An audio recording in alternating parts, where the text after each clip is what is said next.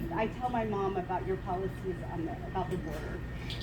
Please tell her that Nancy's niece, Amy, my wife, and I are raising our 3 kids, Ulysses, Molly, and Henry, on the U.S.-Mexico border. I mean, not to be Sarah Palin, but I can see Mexico from my front.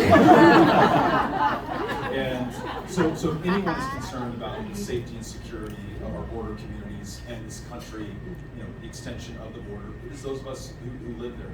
El Paso happens to be one of the safest cities in America. I would argue not in spite, but because we're a city of immigrants, because we're conjoined with Ciudad Juárez.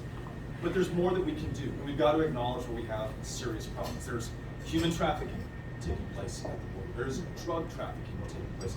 There are people who have a legitimate reason to come to this country. They're fleeing brutality and just unimaginable violence in the Northern Triangle of Central America. They travel 2,000 miles, most of it on foot, sometimes atop a train called La Bestia or the Beast, but they're coming in a really disorderly fashion. Not really their fault, I mean really the Trump administration, and to some degree the current administration and the current Congress, who will not make this a priority and make sure that there's a legal, orderly path to come here. And the challenge, I'm sure your mom is feeling this, is when we go down to Eagle Pass, when we go down to Del Rio, and these are traditional Democratic strongholds, people are pissed off. They say, hey Beto, last night 20 people stomped through my backyard who just crossed the border. And I bet if it was you, Beto, who just had that problem, you'd be as concerned as I am right now. What are you going to do about it? So this is what we say. As governor, we're going to bring the best minds together. Y no me importa, it doesn't matter if they're Republicans or Democrats. We're going to come up with a solution to immigration and some of our challenges on the border. And it's going to be a Texas-based solution. So for the cotton grower in La Mesa, Texas, he needs immigrant labor or his operation is just going to fall to pieces tomorrow. So a guest worker program that acknowledges that there are some who want to come here and want to return to their home countries, which they love as much as I love my home country, but there's not an option that exists right now in Texas for most of them. That's something that we can come up with.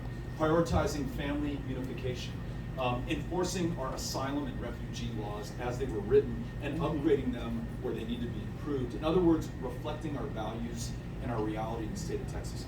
That's us. Greg Abbott is a circus on the border right now. He's putting migrants on buses and sending them to Washington, D.C.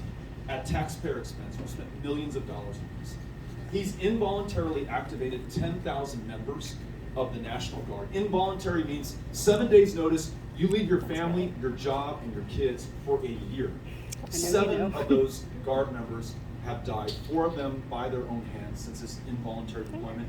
None of them have been involved in any significant seizures or arrests because they don't have the constitutional authority. And he's also built this public art thing called a wall that you can go to the left of or to the right of that doesn't do anything at all, but cumulatively that has cost us $6 billion in the state of Texas and made no meaningful improvement on the situation. So the same way that you see Republicans blaming Biden for everything under the sun that is going wrong in America, right or wrong, Abbott actually owns this. He's been the man in charge for 7 years. So those problems at the border, those are his problems. That circus act that he's putting on, that's his solution. We're going to come with something that really helps people improve safety and security.